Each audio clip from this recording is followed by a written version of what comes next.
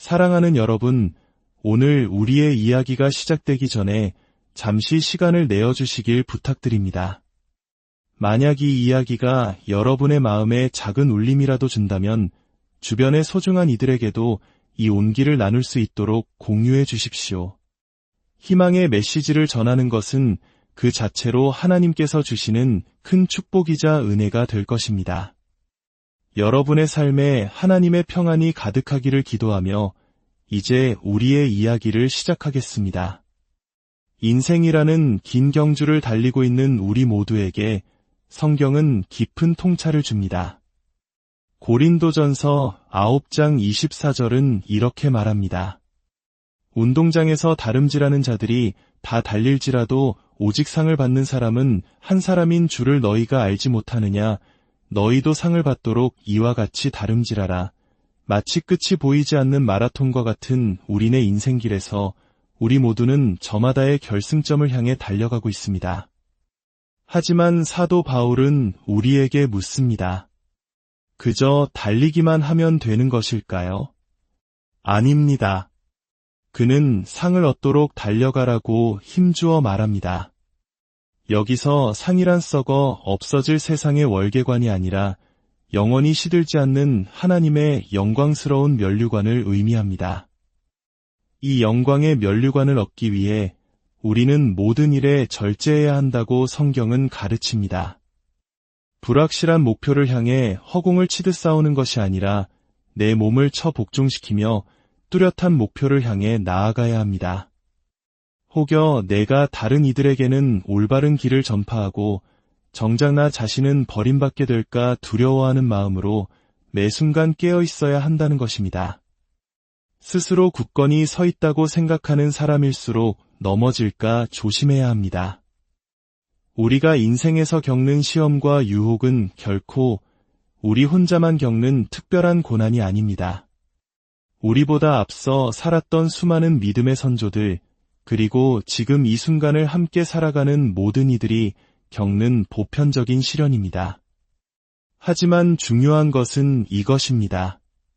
하나님은 신실하시어 우리가 감당하지 못할 시험당함을 허락하지 않으십니다. 시험당할 즈음에 또한 피할 길을 내사 우리로 능히 감당하게 하십니다. 이 약속의 말씀을 굳게 붙드시길 바랍니다. 오늘날 특히 우리의 젊은 세대들은 수많은 문제와 유혹에 직면해 있습니다. 그 중에서도 가장 힘든 것은 아마 또래의 압박일 것입니다. 친구들 사이에서 사회적인 분위기 속에서 아니오라고 말하는 것은 정말이지 큰 용기가 필요합니다. 그것이 마약의 유혹이든 무심코 건네는 담배 한 갭이든 혹은 잘못된 성적인 관계로의 이끌림이든 그 모든 유혹 앞에서 아니오라고 단호하게 말하기란 얼마나 어려운지요. 끓어오르는 혈기와 호르몬, 짜릿한 흥분과 호기심 앞에서 거절의 말을 내뱉기란 쉽지 않습니다. 여러분은 또래의 압박이 밀려올 때 단호히 아니오라고 말할 수 있습니까? 우리 모두는 유혹을 받습니다. 어떤 이는 예수님도 우리와 같은 유혹을 받으셨을까? 라고 질문할지도 모릅니다. 물론입니다. 성경은 분명히 증언합니다. 그는 모든 일에 우리와 똑같이 시험을 받으셨으되 죄는 없으시니라. 예수님께서 죄를 짓지 않으실 수 있었던 이유는 유혹의 순간마다 하나님께서 마련해 두신 피할 길을 선택하셨기 때문입니다.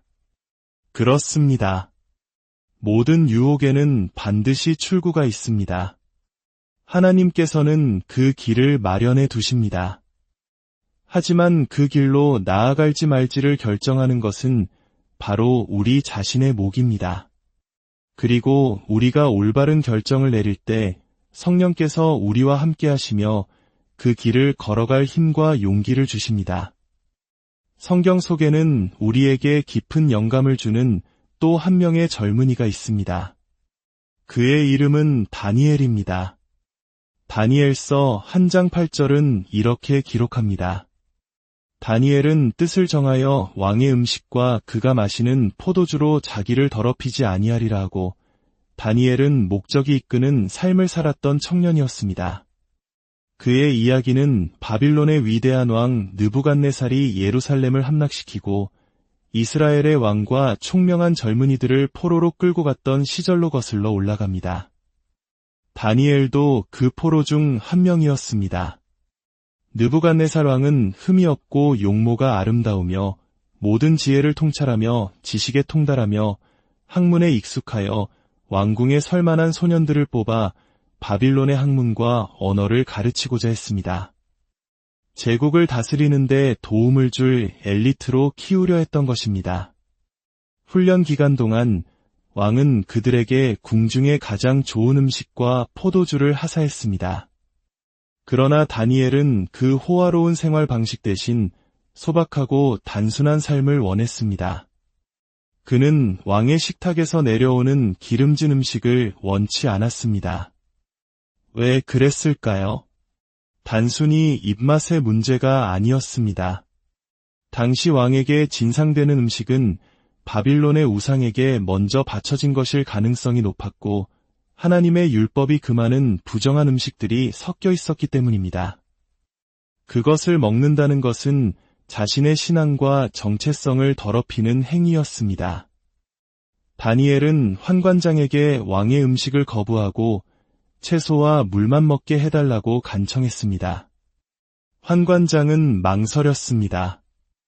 만약 왕이 이 사실을 알게 되면 자신의 목숨이 위태로워질 것이기 때문입니다. 그러자 다니엘은 제안합니다. 열흘 동안만 저희를 시험해 보십시오. 열흘 동안 다니엘과 그의 친구들은 채소와 물만 먹었습니다. 열흘이 지난 후 그들의 얼굴은 왕의 음식을 먹은 다른 어떤 소년들보다 더욱 아름답고 건강해 보였습니다. 가족과 고향을 떠나 수천 킬로미터 떨어진 이국 땅에서 누가 보고 있든 보고 있지 않든 다니엘은 하나님 앞에서 자신의 삶을 거룩하게 지켜냈습니다. 아무도 신경 쓰지 않는다고 해서 왕이 내린 포도주에 취하고 기름진 음식을 탐하며 안락한 삶에 안주할 수도 있었습니다. 하지만 그는 하나님께서 기뻐하시는 삶의 방식을 굳건히 지켰습니다. 젊은 시절 이 작은 아니오의 훈련이 있었기에 그는 훗날 벨사살 왕 앞에서도 심지어 굶주린 사자굴 앞에서도 더 큰 아니오를 외칠 수 있는 믿음의 거인으로 성장할 수 있었습니다. 우리는 어떻습니까? 우리는 과식으로, 과음으로, 무분별한 약물 복용으로 혹은 너무 많은 시간을 텔레비전이나 스마트폰 앞에서 보내며 우리 자신을 더럽히고 있지는 않습니까? 예수님께서는 누가복음 21장 34절에서 경고하셨습니다. 너희는 스스로 조심하라. 그렇지 않으면 방탕함과 술취함과 생활의 염려로 마음이 둔하여지고 뜻밖의 그날이 덕과 같이 너희에게 임하리라. 여기서 그날이란 죽음의 날일 수도 있고 주님께서 다시 오시는 날일 수도 있습니다. 사도 바울은 육신의 일을 도모하지 말라고 권면했고 베드로는 우리가 과거의 음란과 정욕과 술취함과 방탕과 향락과 무법한 우상 숭배를 행했던 것으로 족하다고 말했습니다. 여러분은 절제된 삶, 질서 있는 삶을 살고 있습니까? 여러분의 몸을 해치는 것들에 대해 단호히 아니오라고 말할 수 있도록 삶이 훈련되어 있습니까? 성경은 우리의 몸이 성령의 전이라고 가르칩니다. 하나님은 사람이 지은 건물에만 거하시는 분이 아닙니다. 하나님은 바로 당신 안에 거하십니다. 우리 믿는 자들의 모임이 바로 교회입니다. 우리가 예배당 건물을 신성하게 여기는 이유는 그곳이 하나님의 백성이 모여 예배하는 거룩한 장소이기 때문입니다. 하지만 진짜 하나님의 성전은 바로 우리의 몸입니다. 그런데 우리는 스스로의 부주의와 방탕함으로 그 거룩한 성전을 훼손하고 있지는 않습니까? 성경에는 역사를 바꾼 또 다른 아니오를 외친 젊은이가 있습니다. 바로 요셉입니다. 그는 아버지 야곱의 특별한 사랑을 받는 아들이었고 그로 인해 형들의 시기와 질투를 받았습니다. 형들은 그를 죽이려 했지만 맏형 르우벤의 만류로 구덩이에 던져졌다가 결국 이스마엘 상인들에게 노예로 팔려 이집트로 끌려가게 됩니다. 그곳에서 그는 파라오의 경호대장인 보디발의 집에 팔려갔습니다. 비록 노예의 신분이었지만 그는 성실하고 지혜로웠으며 하나님께서 그와 함께 하심으로 그가 하는 모든 일이 형통했습니다. 창세기 39장은 요셉이 겪었던 혹독한 유혹에 대해 이야기합니다.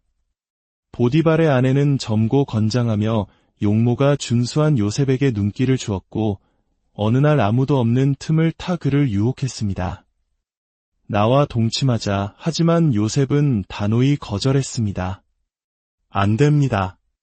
내가 어찌 이 큰 악을 행하여 나의 주인에게 그리고 하나님께 죄를 짓겠습니까? 그의 거절에도 여인의 유혹은 끈질기게 계속되었습니다. 마침내 분노한 여인은 요셉이 도망가며 남겨둔 옷을 붙잡고 그가 자신을 겁탈하려 했다고 소리치며 모함했습니다. 이 일로 요셉은 억울하게 감옥에 갇히는 신세가 되었습니다. 그러나 하나님께서는 감옥에 있는 요셉과도 함께 하셨습니다. 우리 모두가 잘 알다시피 하나님께서는 그를 감옥에서 건져내어 이집트의 총리가 되게 하셨고 훗날 닥쳐온 끔찍한 기근 속에서 그의 가족과 수많은 사람들의 생명을 구하는 위대한 도구로 사용하셨습니다. 성경은 성 자체가 죄라고 말하지 않습니다. 그것은 하나님께서 인류에게 주신 거룩하고 아름다운 선물입니다. 하지만 죄는 그 선물을 잘못 사용하는 데서 비롯됩니다. 하나님께서는 사랑을 나눌 수 있는 능력을 주셨지만 그것은 오직 결혼이라는 신성한 언약 안에서만 허락된 것입니다. 결혼 관계 밖에서의 모든 성적인 관계는 하나님 앞에서 죄가 됩니다. 오늘날 우리는 성적인 유혹이 넘쳐나는 시대를 살고 있습니다. 서점의 잡지 코너에서부터 텔레비전, 영화, 인터넷에 이르기까지 온 세상이 성적인 자극으로 가득 차 있습니다. 이런 세상 속에서 어떻게 아니오라고 말할 수 있을까요? 솔직히 말해 오늘날의 젊은이들이 그리스도 없이는 이 유혹에 맞서 아니오라고 말하기란 거의 불가능에 가깝다고 저는 믿습니다. 그러나 그리스도와 함께 성령께서 주시는 초자연적인 능력으로는 아니오라고 말할 수 있습니다. 물론 그것은 힘든 싸움이 될 것입니다. 하지만 그리스도인의 표지는 바로 자기 통제와 자기 훈련입니다. 바울은 디모데에게 내 자신을 지켜 정결하게 하라고 말했습니다. 또한 청년의 정욕을 피하고 달리라고 했습니다. 유혹이 찾아올 때 그 자리를 피하고 도망치라는 것입니다.